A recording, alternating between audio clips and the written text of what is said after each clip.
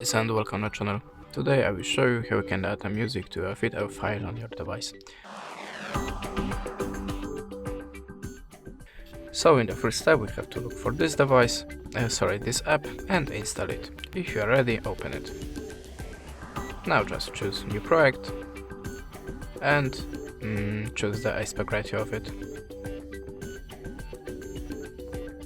Now choose the video by this little plus. If you are ready, click here and now go to the audio. Now choose music. How you can see there we have music from the Shutterstock Power Director. I'll just use your folder in my music. Now choose the desired folder.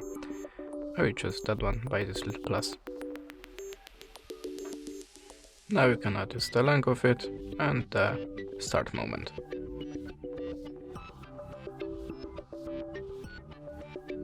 And that's it. Thanks for watching, leave us a subscribe or a comment, and goodbye.